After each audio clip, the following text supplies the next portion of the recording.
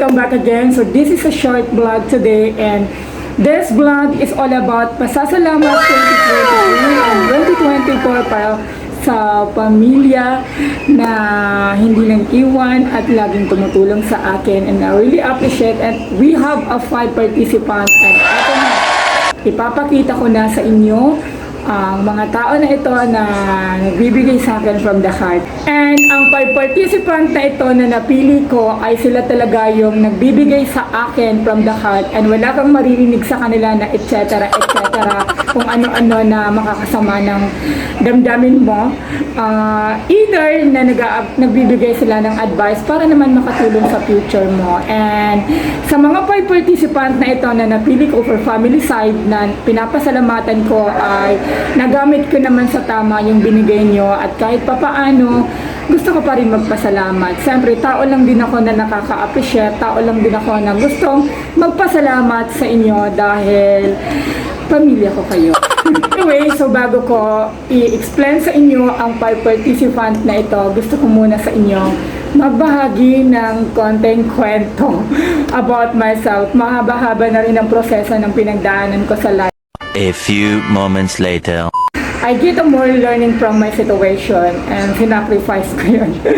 So, andito pa rin, I'm still here. So, hindi nyo ko iniwan, at marami na rin kayong marami na rin kayong naibigay at naitulong sa akin. And thank you from the heart. So, bago ko ipasilip sa inyo ang 5 participant na list na sinasabi ko, ay meron muna akong ipapakita sa inyo na isang kasulatan, titulo.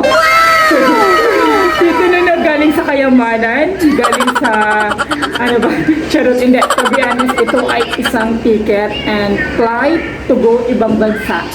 Charot.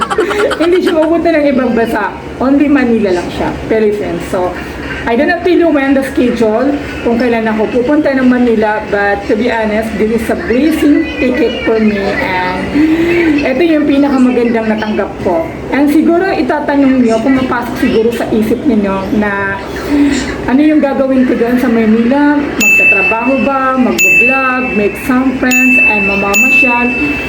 Andun na lahat, package na yun.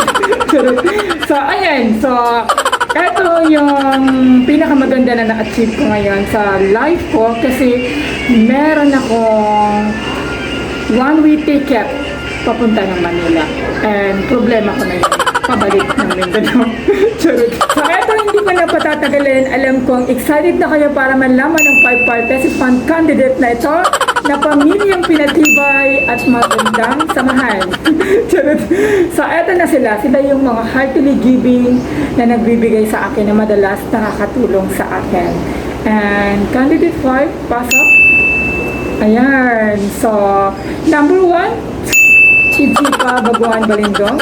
Number 2, Mari Usman Baguan. Number 3, Asisa Baguan Usman. Magkapatid yan, ha? And number 4, of course, si Haja E.T.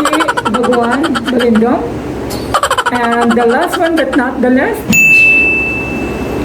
Amira Baguan Bara.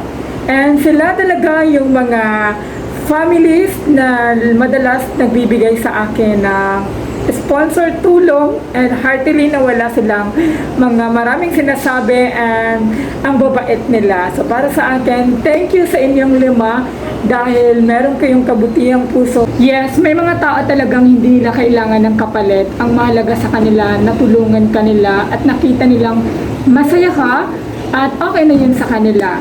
So, ayun, hindi ko na patatagalin na kasi meron pa akong ibang gagawin. Ang importante na share ko sa inyo ang moment na ito from the heart din, and from the heart din ang pagpapasalamat ko sa inyo kasi kahit pa paano nag-share kayo ng blessing sa akin. So, yeah, God bless you all, and see you for the next vlog. Thank you. Bye.